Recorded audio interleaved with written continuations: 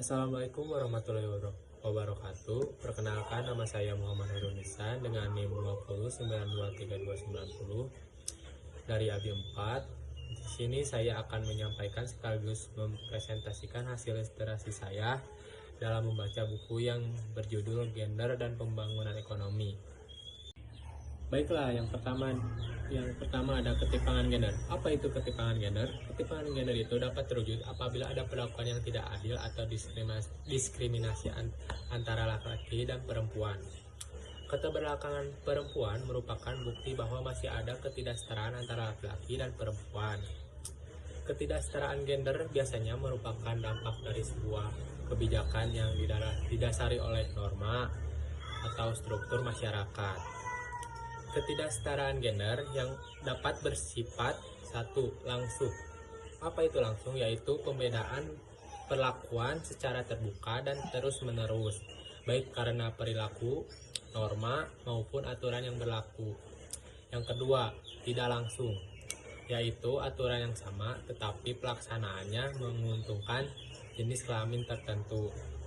Ketiga, sistematik, yaitu ketidaksetaraan yang berakar dari sejarah norma atau struktur dalam sejarah norma. Oke, selanjutnya saya akan menyampaikan penyebab ketimpangan gender. Penyebab ketimpangan gender masih terjadi terutama di negara-negara berkembang. Ketidaksetaraan ini terjadi di bidang kehidupan manusia, baik pendidikan, sosial, ekonomi, dan lain sebagainya. Adapun penyebab terjadinya ketidaksetaraan gender yaitu ada 3. Faktor budaya. Faktor budaya, Indonesia merupakan salah satu negara yang mewarisi budaya patriarki dari para penjajah, di mana masyarakat percaya bahwa laki-laki memiliki kuasa atas segala sesuatu dari perempuan. Kedua, dalam bidang ekonomi. Kurangnya partisipasi perempuan dalam bidang ekonomi di suatu daerah Indonesia oleh konstruksi sosial yang dibentuk oleh masyarakat sehingga laki-laki lebih diprioritaskan dalam bidang ekonomi karena adanya anggapan bahwa laki-laki adalah tulang punggung keluarga dan harus bertanggung jawab terhadap keluarga. Yang ketiga, dalam dunia bidang politik.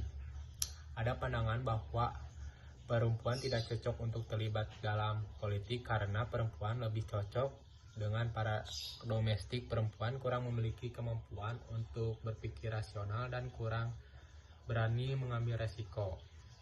Oke, selanjutnya ada dampak ketimpangan gender. Dampak dari ketimpangan gender dapat mencakup berbagai aspek kehidupan dan memberikan dampak negatif bagi individu masyarakat luas. Diantaranya adalah kesatu, marginalisasi adalah proses mengiringan karena perbedaan gender yang berakibat pada pengecualian atau pemiskinan.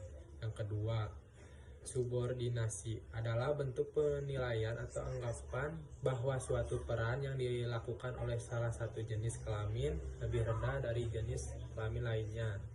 Yang ketiga, kekerasan. Berarti tindakan kekerasan fisik atau non-fisik yang dilakukan oleh salah satu jenis kelamin atau institusi keluarga, masyarakat atau negara terhadap jenis kelamin lainnya. Yang keempat, beban kerja. Berarti atas satu jenis kelamin menerima lebih banyak pekerjaan dibanding jenis kelamin lainnya. Peran reproduksi perempuan sering dianggap sebagai peran yang statis atau permanen. Oke, selanjutnya ada ketimpangan gender di Indonesia sebelum dan sesudah COVID-19. Menurut Minansia, ketimpangan gender merupakan salah satu masalah yang sering dihadapi oleh berbagai negara, baik negara maju maupun negara berkembang.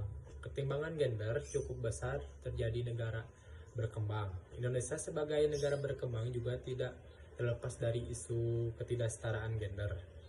Indeks ketimpangan gender merupakan salah satu ukuran yang digunakan untuk menggambarkan kondisi yang tidak optimal pada pencapaian pembangunan manusia yang disebabkan oleh belum meratanya capaian pembangunan antara laki-laki dan perempuan di Indonesia.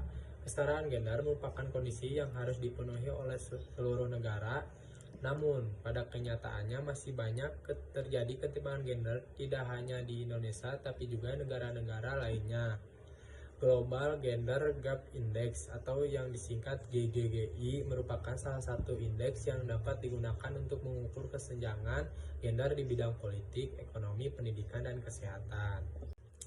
Oke, selanjutnya pembangunan gender. Pembangunan adalah sebuah proses perubahan yang ditujukan untuk meningkatkan kualitas hidup manusia, dan pembangunan manusia adalah salah satu indikator seberapa baik pembangunan telah berjalan. Gender adalah suatu hubungan sosial antara laki-laki dan perempuan. Gender juga berkaitan dengan hubungan antara laki-laki dan perempuan, anak laki-laki dan anak perempuan, dan bagaimana hubungan sosial ini dibangun. Para gender bersifat tidak tetap dan berubah seiring waktu. Indonesia saat ini berada dalam tahapan bonus demografi, di mana kondisi struktur umur penduduk produktif cukup tinggi sehingga dependensi rasio berada pada tingkat yang rendah.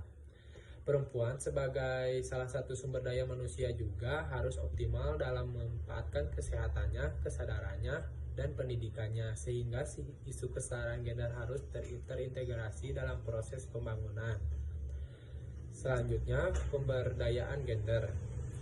Indeks pemberdayaan gender atau yang disingkat IDG menunjukkan apakah perempuan dapat memakai peranan aktif dalam kehidupan ekonomi dan politik. Indikator ini mengukur sejarah nama perempuan dan laki-laki memiliki akses partisipasi dalam proses pembuatan keputusan dan kebijakan dalam bidang politik. Proporsi keterwakilan perempuan di parlemen dapat menggambarkan tingkat representasi bidang politik dan memperdayakan gender dalam proses penting kebijakan dan pembangunan negara. Indikator gender ini berperan sebagai alat untuk mengevaluasi capaian hasil pembangunan 4 berbasis gender, memberikan pemahaman yang lebih mendalam tentang sejauh mana peran dalam partisipasi laki-laki dan perempuan dalam berbagai aspek kehidupan. Sekian dari saya. Mohon maaf apabila ada kata-kata yang salah. Wassalamualaikum warahmatullahi wabarakatuh. Oke, terima kasih yang sudah menyaksikan. See you.